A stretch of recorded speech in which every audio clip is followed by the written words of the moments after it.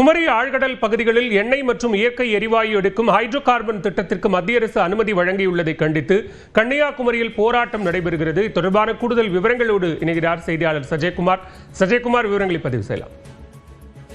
பாலவேல், மத்திய அரசு தமிழகத்தின் சென்னை மற்றும் குமரி மாவட்டத்தின் ஆழ்கடல் பகுதியில் எண்ணெய் மற்றும் எரிவாயு எடுக்கும் ஹைட்ரோ கார்பன் திட்டத்திற்கு அனுமதி வழங்கியுள்ளது.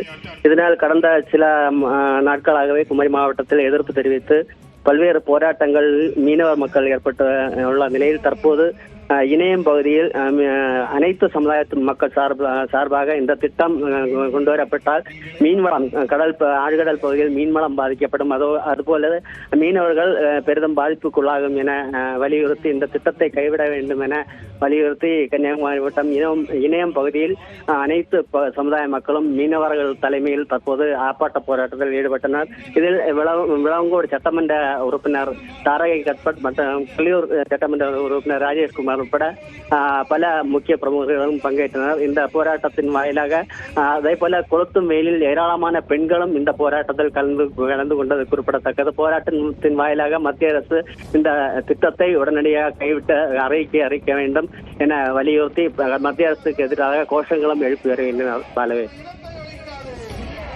விவரங்களுக்கு நன்றி சஜயகுமார்.